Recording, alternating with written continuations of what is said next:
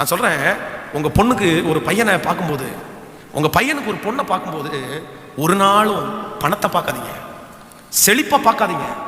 நிறைய பேர் வேலை, சம்பாத்தியம், வீடு இருக்கா, அம்மா அப்பா எப்படி இருக்காங்க, அவன் பேக்ரவுண்ட் என்ன.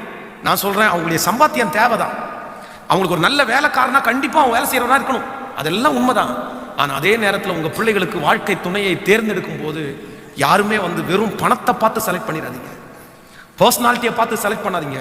இன்னைக்கு வரைக்கும் நான் சொல்றேன், என் கண்ணு முன்னாடி கிட்டத்தட்ட 20 வருஷ ஊழிய அனுபவத்தில் சொல்றேன், செழிப்பா வெறும் பணத்தை மட்டும் பார்த்து கல்யாணம் பண்ண நிறைய பேருடைய வாழ்க்கை இன்பமாவே இல்லைங்க, சந்தோஷமாவே இல்லைங்க.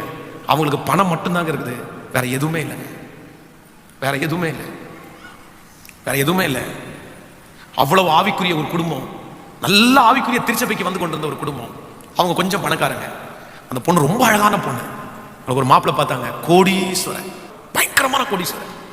உடனே இவன் செலக்டட்.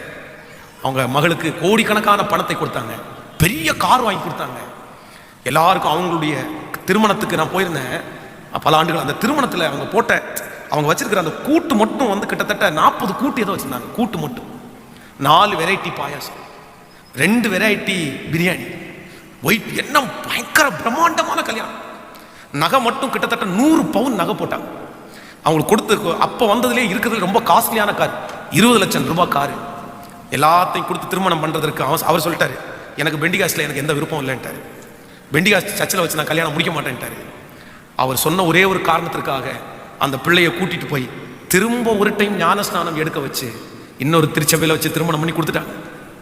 எல்லாம் ரொம்ப சந்தோஷமாக ஜாலியாக முடிஞ்சிருச்சு. 6 மந்த். நான் வருத்தத்தோடு சொல்கிறேன், ரொம்ப வருத்தத்தோடு சொல்கிறேன், அந்த பிள்ளையால் அங்கே வாழவே முடியலைங்க. கட்டி கொடுத்த மாப்பிள்ளைக்கு கார் இருந்துச்சு, பங்களா இருந்துச்சு, வசதி இருந்துச்சு, ஆனால் அன்பு சுத்தமாக இல்லை. அதனால பணம் இருக்கிறவங்க எல்லாருமே அன்பு இல்லாதவங்கன்னு சொல்ல வரல, பொருளும் வசதிகளும் இல்லாதவங்க குறைவானவங்க நான் சொல்லலை. அப்படியும் நல்லவங்க இருக்கிறாங்க, நல்லவங்க இருக்கிறாங்க. ஆனால் அதை மட்டும் பார்க்காதீங்கன்ற. நம்ம செலக்ட் பண்ணும்போது பார்க்க வேண்டியது ஸ்பிரிச்சுவல் குவாலிட்டி தாங்க. ரொம்ப ஆவிக்குரியவனா, ஜெபிக்கிறவங்களா, திருச்சபைக்கு கரெக்டாக போகிறவங்களா, ஊழியத்தில் ஈடுபாடு இருக்குதா, தசம பாகத்தில் உண்மையாக இருக்கிறாரா, பாஸ்டரோட அவங்களுக்குள்ள தொடர்பு எப்படி இருக்குது, சர்ச்சுக்கு வாரத்துக்கு ஒரு நாள் போகிறாங்களா, இல்லை அடிக்கடி ஜெபம் பண்ணிட்டு இருக்காங்களா. இந்த மாதிரி கர்த்தருக்குடைய கரத்தில் கர்த்தருக்கு பிரியமான ஒரு காரியத்தை நீங்கள் பார்க்கும்போது கண்டிப்பாக சொல்கிறேன், உங்களுக்கு தோல்வின்ற ஒன்று வரவே வராது. ஆமேன்னு சொல்லுங்கள்.